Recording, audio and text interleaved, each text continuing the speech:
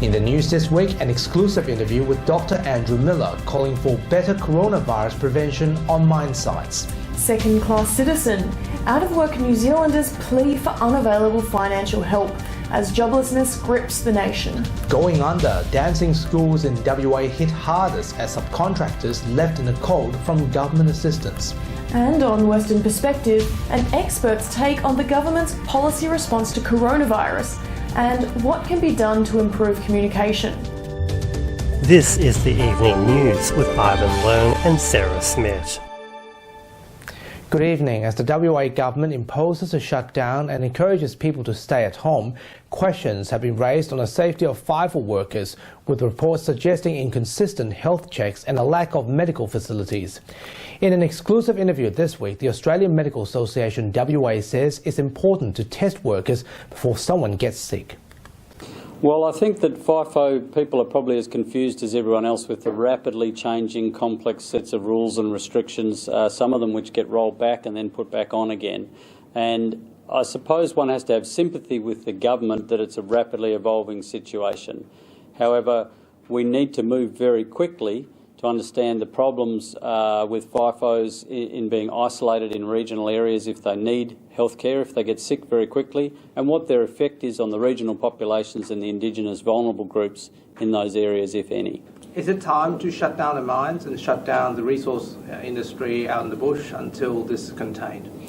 Well, in some ways this is a bit like what happens with schools, because we certainly need to scale everything right back without causing undue hardship. There are practical considerations. You can't just turn these facilities off by flicking off the light and walking out.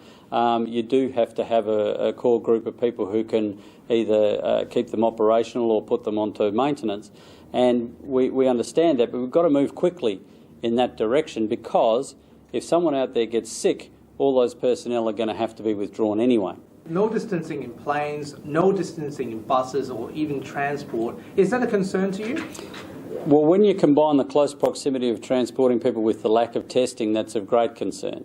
If you were able to test these people the day before they went and show that they were all negative and when they were still symptom-free, then that would give you some reassurance that you're not packing a couple of COVID people on there like they do on a cruise ship. Do you share genuine concerns that the families are having at the moment?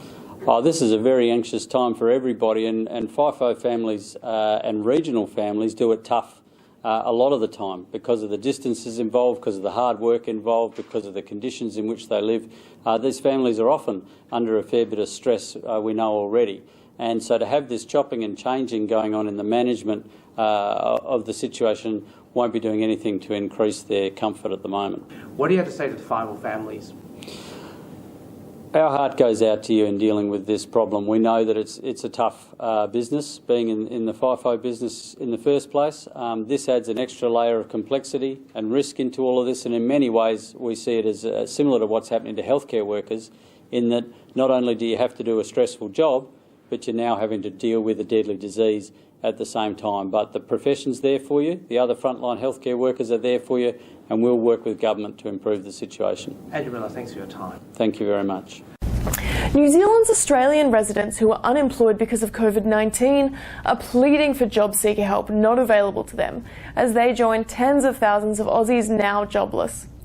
New Zealand's Prime Minister has made a plea to Australia to help the Kiwis who are struggling financially, while more unemployed Australians apply for Centrelink payments.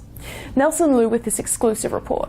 New Zealander Alice lives and works in Perth, but the coronavirus has now left her jobless. Yesterday I cried the whole day, and now I'm still coming to terms with it. She was a recruitment consultant for 4 months when she lost her job. Homelessness now a real possibility. Never in a million years would I have ever thought that I would end up like this. Fellow New Zealander Rebecca is also struggling. The disability support worker stood down and now also without work.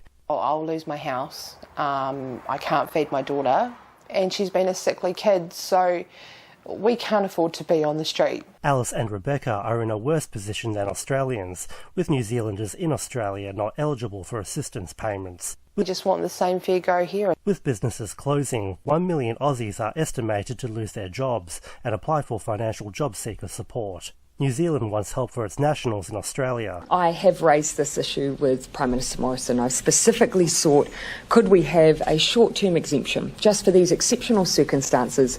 And the message is clear. Please don't treat us like second-class citizens. Nelson Liu, WAMN News.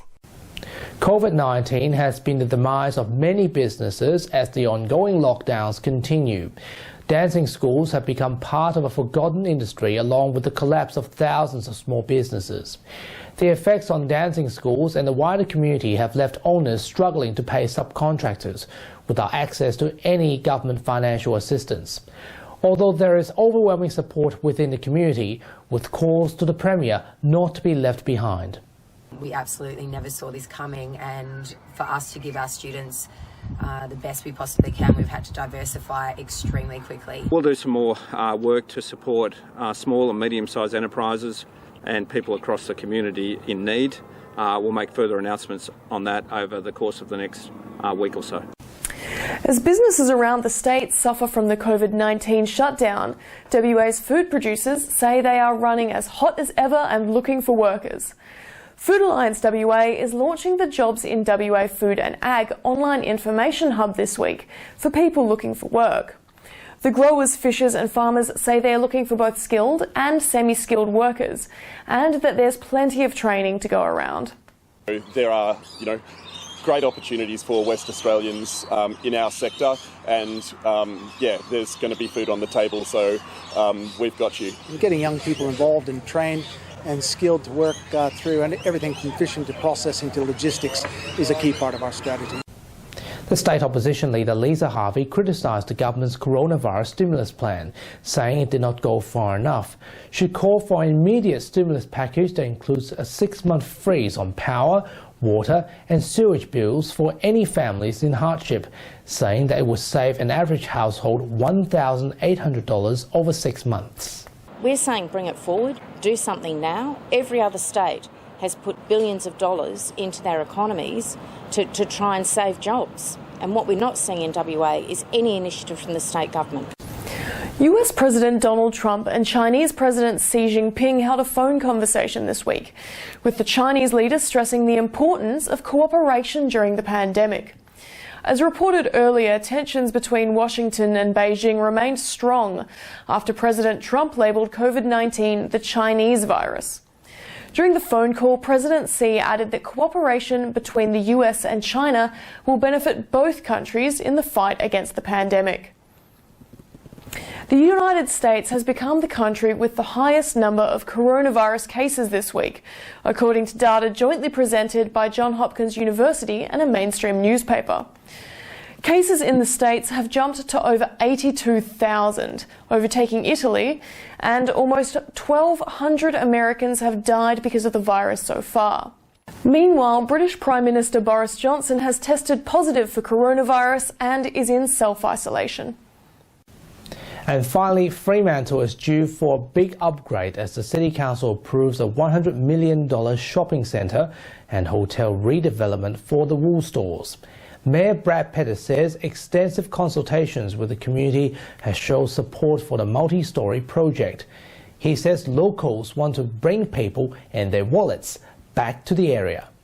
That would be a major injection into that east end of Freo that hasn't had love for many decades, more than a generation, and just seeing that come back to life is really important. Freo will never be a place of 50-storey high-rise, but we think you can do that. 8 to 10 stories is actually a really appropriate height. That's our weekly news and current affairs. We have the latest news on the website and social media pages. Until next Sunday after 8 p.m, thanks for watching, look after yourselves and have a pleasant evening. Take care.